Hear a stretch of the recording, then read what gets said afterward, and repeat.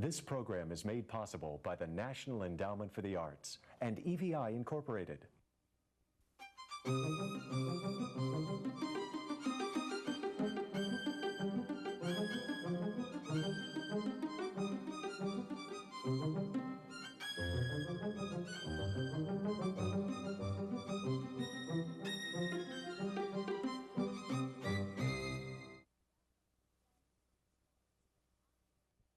Welcome to The Writing Life.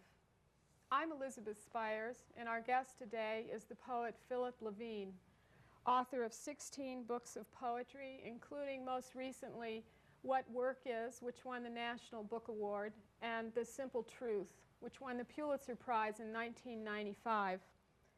I thought we'd begin, Phil, by talking a little bit about your poetic origins. You were born in 1928.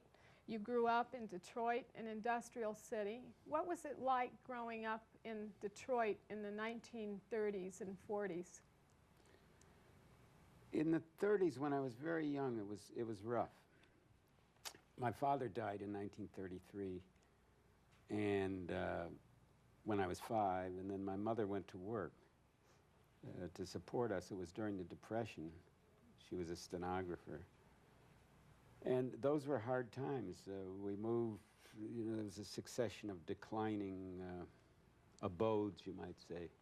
We went from a house to a flat to an apartment. And then as we got older, the boys, there were 3 of us, we started working. And once World War II started, and even before the States got into it, there was a lot, there was full employment in Detroit, so there was an almost, once we got in the war in 41, there was almost a carnival atmosphere, because there was an enormous amount of money and nothing to spend it on, except fun. And you might say that's when I came of age, working and going on the weekends downtown. And so it was a combination of a lot of work and a lot of carnival type playing, I guess, when you got off work. Yeah, and there was also the aspect of why plan ahead? Why plan ahead? The war is there, it's going to take me. Some of my classmates, for example, couldn't wait to get in it, enlisted, lied about their age, enlisted, and died. So there was a sense of doom about you as well. I've often wondered if poets, I thought about this in terms of other poets, are poets born poets, or do they come to poetry? And there was a poem of yours, The Escape, in which you talk about that coming to poetry. And I was hoping you might read it. Sure. Yeah, I came to poetry very young, in my early teens. Not having read a lot of poetry, having read it in school and not being charmed by it. But I had this enormous need to speak to someone, and there was no one in my immediate experience whose ear would have fulfilled that. So I chose instead to speak to the cosmos. And this is a poem partly about that. It's called The Escape. To come to life in Detroit is to be manufactured without the power of speech. You clasp hands as I did with a brother, and step by step begin the slow descent into hell or Hamtramck, and arrive designed, numbered, tagged. It was the year Hoover took office. Since then, I've been recycled 7 times and escaped myself twice. The second time, I ran my hand down the body next to me and felt my calloused hand touching me. She and I hushed in a room I rented for $12 a month down the street from the shabby little zoo. How late I came to love. 26 years old, and for the first time I became a woman. A singular woman who loved me more than I loved myself. What had I been? What do you think? Isn't it obvious? I was a child. And then I discovered Lucky's. And then I suppose I created out of lies, bad teeth, and so much meat, bone and hair, a character in the shape of a man. Then I registered for the draft, and it was official. Case closed, 1A, classified to die before I came of age, unless Hiroshima and Nagasaki burned. They did. And I celebrated by drinking myself into a stupor that lasted 8 years. The first time I escaped, I'd gone out after dinner, and the dishes were done, to be alone. In the dark, I found the tree, a copper beech, and climbed into the crotch and leaned back against a heavy branch and let the stars pass slowly above. At first, cars groaned one at a time on the outer drive. Then they did not, and besides the wind stirring the hard black leaves, there was only the roar of my mind touching itself carefully with rain. The first few drops filling my eyes, that day's rain falling hours later from the leaves above, wind shaken, and then the odor of earth rising like the breath of a strange God I could love.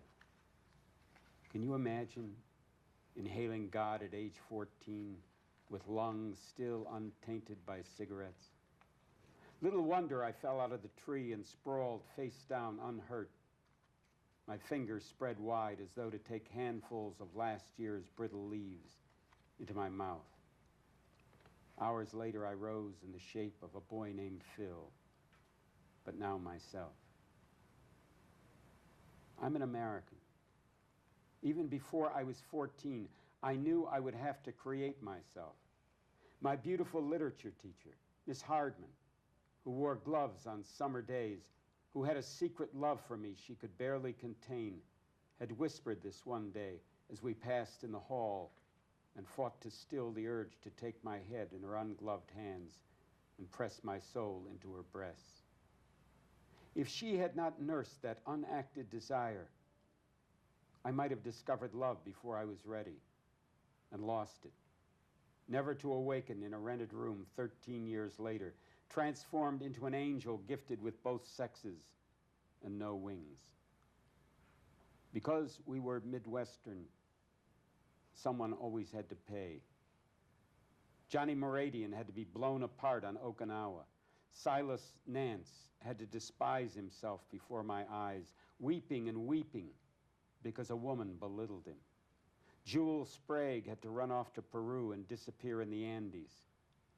My tiny French cousin had to walk by night from Nîmes to the hills freezing above Florence to survive the Nazis and succumb to his own heart. My lost uncle had to stab a man to death behind a bar on First Avenue and beg God to punish him. O Lord of life, how much you made them pay so I could love. I think it's interesting, those two defining moments, that taking the one that comes later first with the woman in the room, but then going back even further into this memory of the boy coming to poetry. I mean, I wonder if for other writers a memory is that defining, like being struck by lightning, you know, where you realize you have to become a poet. I'm an American. Even before I was 14, I knew I would have to create myself. Is that for you a definition of an American? I think it's a really interesting idea that Americans have to create themselves. Well, it was a definition, I think, in my home. I watched my family. They were all immigrants. My mother, my father, my grandfather, my grandmother, my aunts and uncles. They were immigrants. They came to the United States. They didn't speak English. They learned English. And they created various lives for themselves. And they passed that wisdom down to me. You don't have to be this schmuck. You can be anything. If you make up your mind and you work hard enough at it, God knows what you can be. And I think my teachers, who were used to teaching the children of immigrants and immigrants themselves, because I was going to school in the 30s and a lot of young people were coming from Europe to escape the Nazis, I think there was a vision of what we might become. A lot of Southerners were coming north to work in the factories of Detroit. I was going to school with their children. And there was this sense of, you know, you don't have to be the landless peasantry you were back down in Alabama and the Carolinas. So there's a real sense of freedom in it, although the terrible part of it is the severing of the past, but the freedom to anything is possible.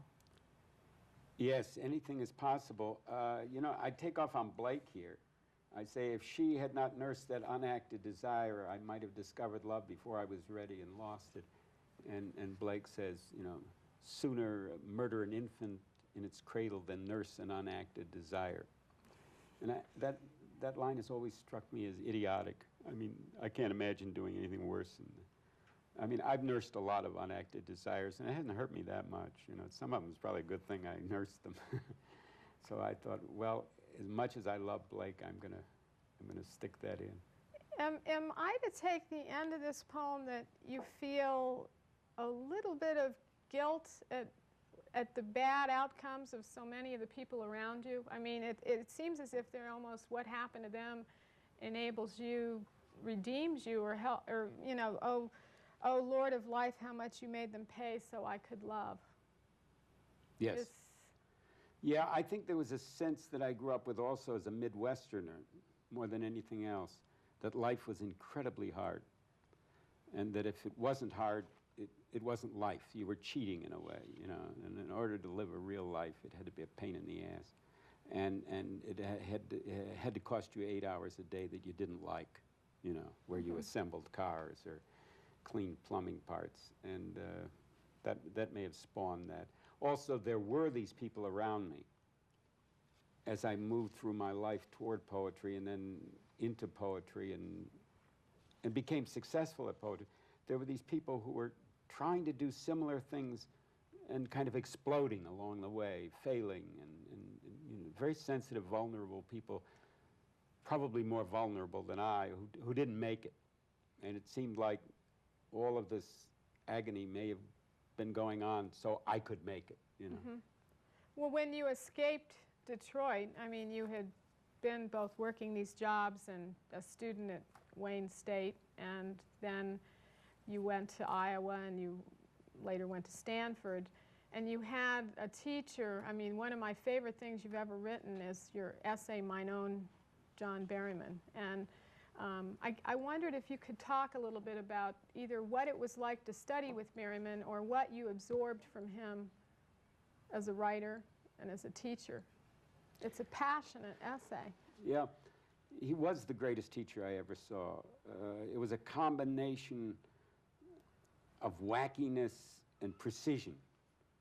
There was this, you never knew what the class was going to be, nor did you know how he might suddenly turn on you. Philip, he would say, you know, in his very dramatic way, Philip, you're a scholar. Tell us, give us a bibliography to the poems of Charles Churchill. You say, what? You know, what are you talking? No, come on, Philip, you're here in a graduate program. You should know all these things. And, you know, he'd turn on you, and so you were always immensely attentive to him. You didn't know what was going to happen. He was incredibly well prepared. He was like a walking anthology, too. Do you teach that way? Well, I'm not as brilliant as he, but I do my best to scare the hell out of my students, also to keep their attention and to excite them if I can, yeah.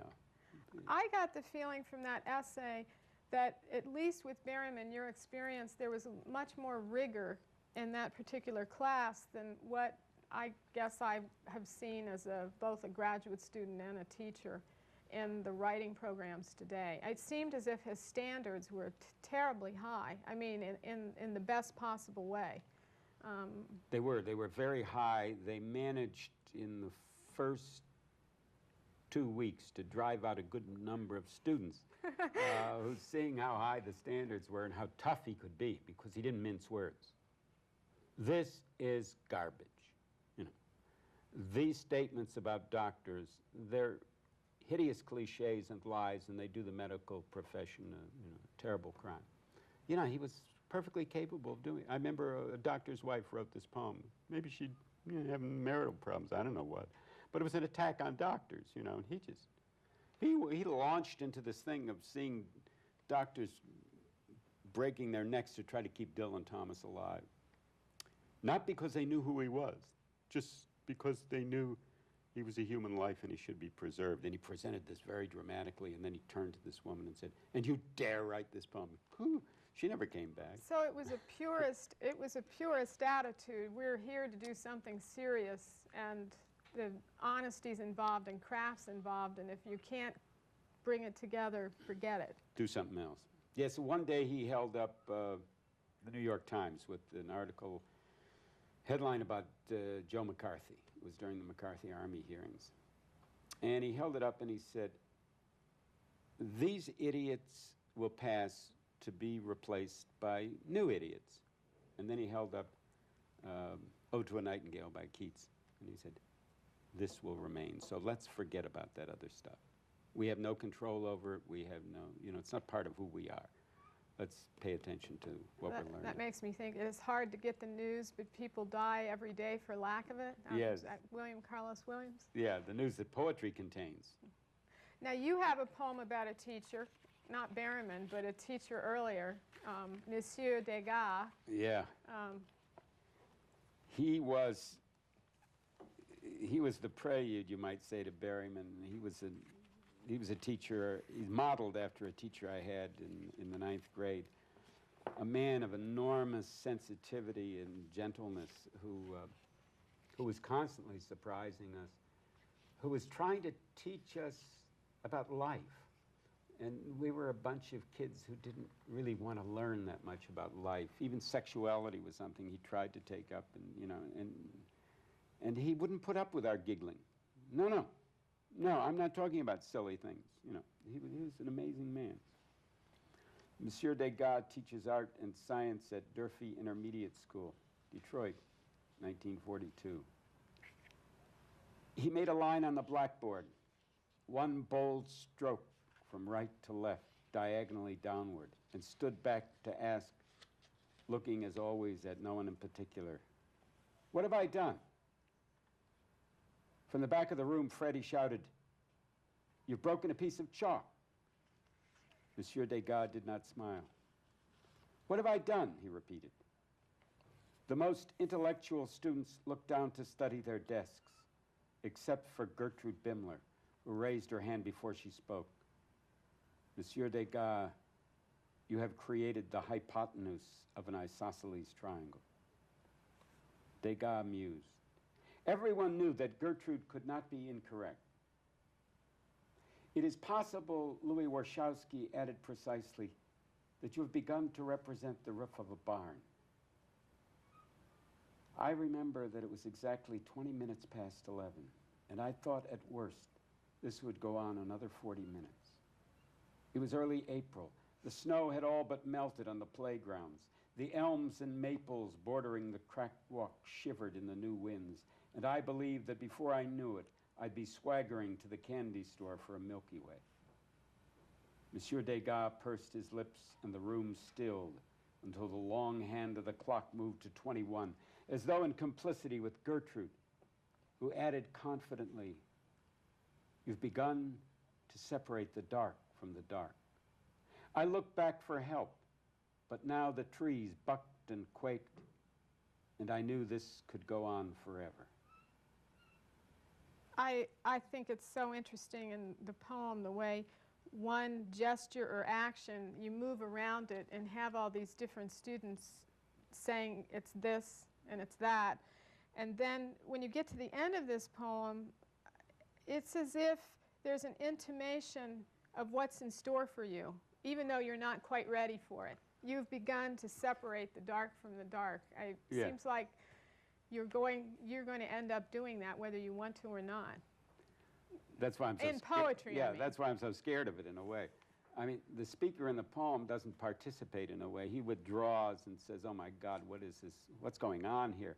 But in a way, you're right, that young guy who was me in the 9th grade, in a sense had learned that the safest thing was to hide that aspect of myself. I never showed a single poem I wrote to anyone until I was 18 years old, so that, and was in college.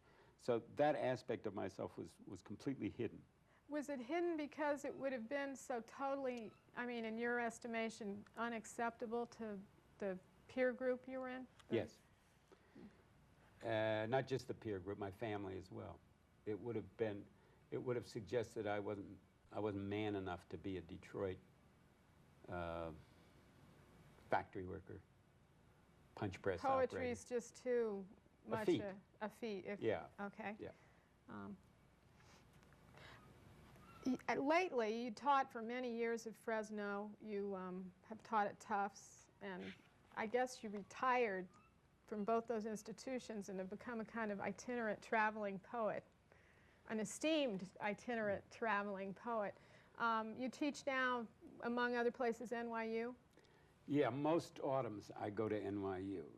I like it. I love living in the city, and my children either live in the city or across the river in New Jersey and work in the city. So my grandchildren are there. So how does this affect your poetry? You're moving around. You've mentioned last night you've been taught in Houston. You're taught in North Carolina. You're going back to NYU. Does where you are, does it generate poems of that particular place? Does New York City? I think New York is the one city, besides Detroit and Fresno and the landscape of the Central Valley of California, that really has operated that way, that really does generate poems. On my 50th birthday, 20 years ago, I went to Detroit to celebrate that birthday with my brother. I'm a twin. And I did what one does on a birthday. I got drunk, etc. I had a wonderful party, and then came on to New York, where I was teaching the semester at NYU. And when I got to New York, and I'd been there a couple weeks, I said to myself, I'm really glad I'm from Detroit. I'm a Detroit-sized poet. This New York is just too confusing. I can't get a handle on it. It was the first time I lived in New York for a considerable amount of time. Were you enjoying it, or just being overwhelmed? I was loving it. Oh, I was loving it, but I was also too confused about it at first for a month or so to even consider writing about it. But over the years, I've lived there so much, and I now live always in the same neighborhood in the village, that I've become, you know, I've got a kind of routine. I'm comfortable with it. And so it gradually has become part of my world, and I can include it in my poetry, you know, without feeling I'm an alien. Well, when I go to New York, my experience is there's probably a poem on every block in terms of something you see that's strange, that's happening. I know you have one that's... Yes. Yeah, let me read one that has to do with something one finds on the block. It's called The Poem of Chalk, and it really does come out of my principal form of entertainment in New York, which is walking. I walk an enormous amount, at least an hour and a half a day, sometimes 3 or 4 hours. And this comes out of one of those walks. The Poem of Chalk. And I live on Bleecker Street, and I usually go farther downtown because I find that area of New York extraordinary, almost exotic. The Poem of Chalk.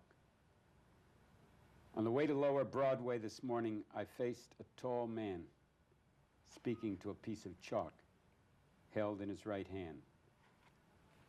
The left was open and it kept the beat, for his speech had a rhythm, was a chant or dance, perhaps even a poem in French, for he was from Senegal and spoke French so slowly and precisely that I could understand as though hurled back 50 years to my high school classroom.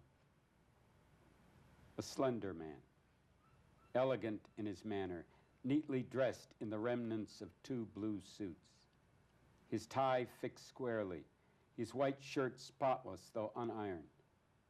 He knew the whole history of chalk, not only of this particular piece, but also the chalk with which I wrote my name the day they welcomed me back to school after the death of my father. He knew feldspar, he knew calcium, oyster shells. He knew what creatures had given their spines to become the dust time pressed into these perfect cones. He knew the sadness of classrooms in December when the light fails early and the words on the blackboard abandon their grammar and sense, and then even their shapes, so that each letter points in every direction at once and means nothing at all. At first I thought his short beard was frosted with chalk. As we stood face to face, no more than a foot apart, I saw the hairs were white. For though youthful in his gestures, he was like me, an aging man, though far nobler in appearance, with his high carved cheekbones, his broad shoulders, and clear dark eyes.